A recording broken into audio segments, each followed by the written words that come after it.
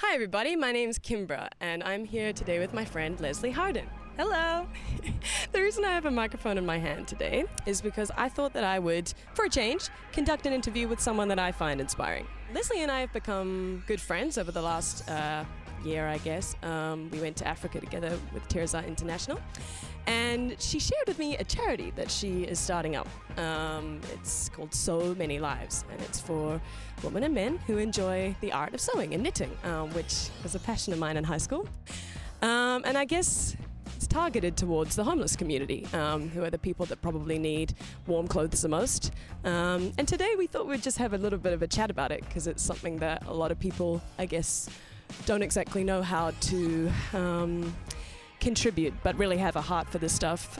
So we're here in Tompkins Square Park, which of course is a park in New York affected by homelessness as well. A lot of people are sleeping here at night. And I really want to talk to Leslie about her heart for this project. So in your own words, would you explain a little bit about your charity? So Many Lives is a very grassroots community service organization that has started in 2013. I am a DC area native, so I grew up there, and on every street corner you can find at least one homeless person at any time of the day and most of the night. The homeless population in DC has risen over the past few decades, especially because it's the nation's capital. It's where people think that they can go to seek refuge and to seek the most adequate care. However, it's a saturated population in itself, so opportunity is small. So I started So Many Lives just as a means to provide one of the most essential healthcare requirements for being able to just live every day, whether you're homeless or not. And the health service that I'm providing is warmth. When we first met, you explained that you were studying pharmacy, which is a very long and challenging degree, as you've told me.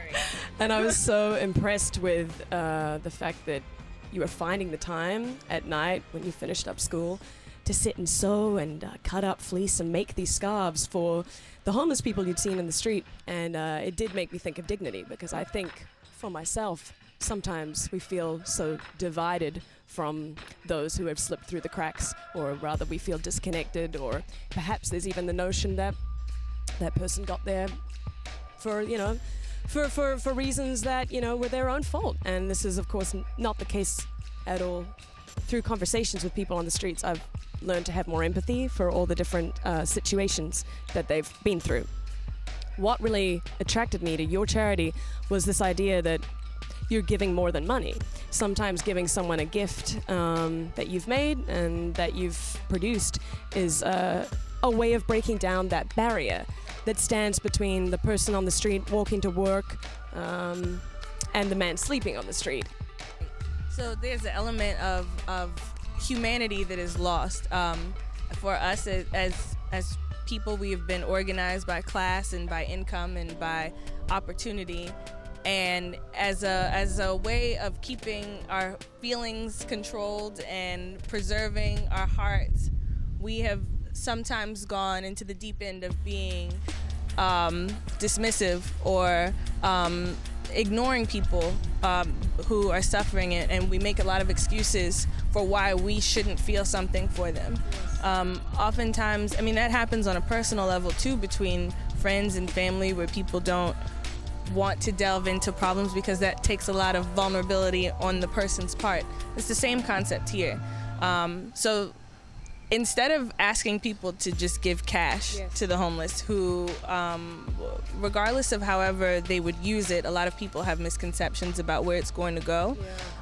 So my organization is designed just to provide a very cheap but quality product that provides actual care, which is warmth and dryness, especially during rain or in winter months with snow.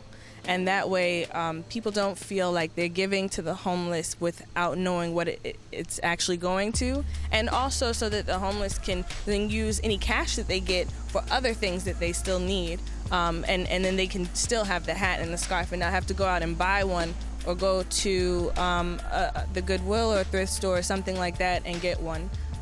this is already handmade and ready for them to have. I had a question when we were talking about the stuff. I said, like, why don't they just get this stuff from Goodwill? You know, I'm sure people are handing that stuff out at shelters and charities. And you made the point that when you're thinking about what to throw out, you often don't throw away the really nice fleece jumper or the really nice warm coat or the hat. I mean, these things often are kept for yourself. And it was your experience from going to some of these shelters that they didn't actually have, as much as they're doing great work, they didn't always have the necessities. Can you talk a bit more about that? Yeah, absolutely. One of the main issues is that as kind as people are and willing to give, they're often giving something that they would not take themselves or give to their own children or give to any friends. You know, there's usually a level of quality that people preserve for giving something to another person that they know. The problem is that homeless people are humans too. They're people. They could have been your relative or your friend or your neighbor, and due to unfortunate circumstances like weather events or just financial losses, war, there are a lot of things that cause people to end up living on the streets very quickly. So you want to give them something that you would give someone that you cared about. You know, like, you don't want to give them scraps. I mean, that's to assume that the homeless just need whatever you have to throw out is not appreciating the fact that it's another human. So that's the only problem sometimes with donations. They are sometimes not to a decent quality standard, and then at that point they're not even efficacious because they might have holes in them, or they might, you know, fall apart or have mold or mildew damage in the clothing because of water damage to them. So you want to make sure that whatever you're giving someone, if the point is to help them to survive, you want it to at least be able to do that. And then at the same time, you want it to look nice enough that the person would want to wear it themselves. It's interesting what you said about wanting to make clothes for the homeless that have a certain amount of quality to them and help them to appear presentable and be something that you yourself would want to wear. I guess one thing that people forget is that a lot of the people on the streets are actually working class people. Although they might sleep at shelters, they do at least try to go for job interviews through the day, or maybe are working jobs.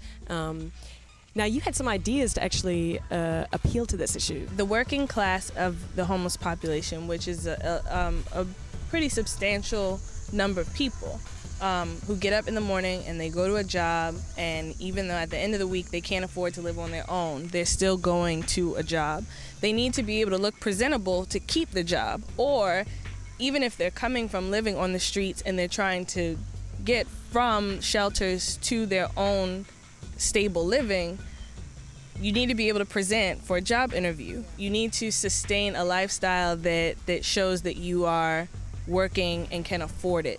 So basically the idea that I came up with was to have these backpacks, and the backpacks are not like any other one.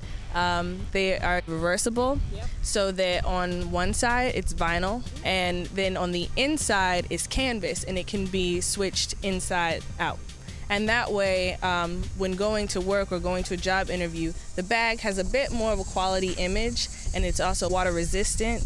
And the other problem is that you can't give people who are living on the streets or in shelters items that look too nice. Stolen. Right. On the train, it happens, yeah. Exactly. Stories. And it can lead to a lot of violence or theft, which defeats the purpose. So the point of having the canvas interior that can become the exterior is to basically allow for the bag to blend in with the rest of their belongings, or just right. So if you are in the shelter at night, your vinyl is on the inside, and all of your pockets and everything are also on the inside, and the bag looks like a basic backpack, and then that way it's less of a threat for getting stolen. That's the idea now, and I've been working with some high school students at the Norfolk Technical Training Center, and they've been helping me design some bags and looking at using some of their designs. And then I'm also accepting other designs, which can be submitted to my Instagram account, So Many Lives. And then that way we can just keep developing the idea and try to make it as effective and nice as possible for them.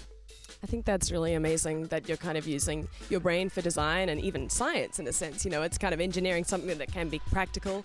I know you've also been talking about, a bag that could even fold out to be a sleeping mattress, and sort of tuck in to the hood. And, I think these ideas are so exciting for a creative person, but also something that could really help make a difference to people on the street. What do you say to people who, I guess, are going to challenge you and ask, how much difference can this really make? I mean, a scarf, a hat, these people need a total, support system that, is not prevalent right now, that requires money, it requires changes of laws. I mean, what do you say about that? That's an excellent question because it comes up all of the time. From supporters to naysayers, it is the first thing that people ask. What is the end goal with this? And honestly, survival is the end goal. That is what we're trying to achieve. The long-term goals are all very much wanted and necessary and required in order to change the dynamics of homelessness in our country. But for now, when you go to sleep at night and you're in your warm bed and you're safe and you're dry, especially in the wintertime, there's someone else who's outside not even getting that. We're just trying to get people to be able to sustain until the next day. What I also found personally interesting about the idea of giving someone something that you made and something that they might need is that it initiates conversation and a real human connect, which is something that we lack with people who are, on the streets, and we often don't know how to get on that level. And once you're there, you find that you have all the same issues, and it could have been you. Right. But getting to that point of having a conversation, and it's something that I enjoy doing from time to time because it gives me perspective and a bit more of an understanding for how people got there. And I've always been so kind of blown away by the diversity of the stories. But the idea of giving someone something that you have made that you feel they may have a need for, especially in winter, opens up that opportunity to maybe build a friendship, or at least, offer someone some hope for that day, and a conversation, and I guess just an ear to listen, which is a huge thing that we can do as human beings for each other. And I know you've had some experience with that as well when you started seeing a man on the block in Washington, D.C. and gave him a hat and scarf, and he started to wear that. Is that right? Yeah. It was an incredible situation. It was really the moment when I realized that this was actually impacting people. Yeah, because of course everyone who had been asking, what is the purpose of this? What are you trying to achieve? How good is this going to be, and how long term? It was seeing him, this guy, actually, like a week later, after I had left him the hat and the scarf, I wasn't sure if he was actually going to wear it, and I was thinking, he could get one from a shelter. Why would he need mine? But he actually was wearing it, and that was crazy to me. Yeah, it was amazing. So on a personal esteem, like it makes you feel like you've done something very productive.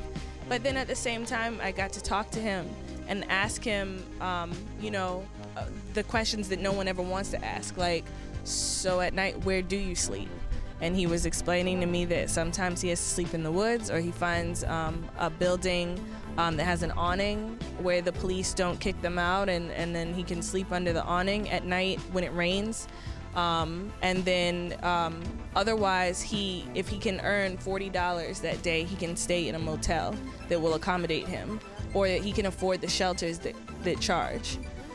So being able to talk to someone like that, and he was very close to my age too, and just the circumstances under which you realize people are exactly like you, and it's just that something happened to them that changed their life and made you all just have different incomes. It's very small, but makes a huge lifelong change. Now, obviously, there are a lot of ways that you can help if you have a heart for homelessness, for example, and some will choose to do that through money, of course, and through charities that help with employment, and all of these things are so important. But I think what really drew my heart to what you're doing is that it had a creativity to it, in the sense that I could imagine me and my friends maybe gathering and doing some knitting for the night, or sewing or cutting of the fleece, and kind of having this active involvement with creating something that we then were able to see go to a real need, and also invite opportunity to connect with people in the community. I think, that's what really drew me to it. For someone who is a sewer, and has enjoyed that, it's a way of putting your skills to work that can be really fun. And speaking of doing it with your friends, I, as you know, went to buy my first load of fabric. And you came with me, Yes. kindly. And we went to Mood, had a bit of fun, looking around, Project Runway style, right? And I guess I was surprised at how easy it was as a process. We picked up was it a couple of yards of fleece? Yeah, 2 yards of navy and a pink fleece. Yeah, and we just, we had it cut up, and we bought it. It was very cheap. I think it cost like $16 for both. They were $8 a yard. $8 each yard, and you got like 60 by like 64 inches. I'm really excited to create my first lot of, garments or scarves and hats. And I really Kimbra made hats and scarves. No, I think there's something really fun and community-based about that idea of gathering people together to put your hands to work. And for some people, I think that can be more... maybe more appealing than just the idea of throwing coins to people who are, living at a different income to you. Something about being able to hand make something, which doesn't take a lot of effort, could for some people be an exciting way to give back. So can you talk about the process of going to buy your fabrics and then making scarves for people who might be interested in getting involved? Yeah, so it's really, really, really easy. I did it. I mean, if I can do it, then anyone can. Yeah. It's a really simple process. I know it seems overwhelming to go into a place that is based on like a certain kind of craft and then just go in there and buy stuff to make things, but it's very easy. All you have to do is find your local fabric store. I would find one like Joann's Fabrics or Hancock Fabrics or Mood here in New York, or any other small fabric store. And then some people even use old fleece clothing, and then just cut it up into the pieces that you need. But you can go into the store, and if they sell it in a 54-inch wide bolt, then you just go in and get, a yard, and about a yard will make at least one hat and two scarves. So if you get 1 yard of a 54-inch bolt, you can make 1 hat and 2 scarves. And there are a lot of easy tutorials online on how to make the hats and scarves. Scarves, you don't even actually have to sew. I know I was showing you recently how to just cut it down the middle and then put a little fringe on it, and it's done. But if you do want to sew the edges and to make it look hemmed and nice and neat, then there are several tutorials online, but also you can go to SoManyLives.org, and you can see on my page how I show the pattern, and I do it visually. It's very simple. You don't have to have ever sewn anything before. It's really just one time around the sides, and that's it. We actually had a really cool experience at Mood Fabrics when we were buying the fabric. We mentioned to the guy working at the store that we were, picking this up because it was for your charity, So Many Lives, to start creating some hats and scarves for people in the winter time, which is soon approaching in New York, of course. He was so compelled by the idea, and he went on to say, sometimes I don't know what to do living in New York. I walk past these people and I want to stop and do something. but you know that the day seems more important. I keep going with my work, and I don't know how to help. And you know, he was saying it's something that's an issue in every major city, and the human heart wants to give back and wants to help. In fact, you know, the way we've been wired now is actually against the grain of our human nature. That's what he said, isn't it? That it was against the grain, and you know, as you know, we've sort of been brainwashed to, I guess, think of these people as so far from us and that it's not our role to help. But I do think that because of people like you, we can make small dents in that way of thinking. What did you think when he said that? I thought it was perfectly put. He's right.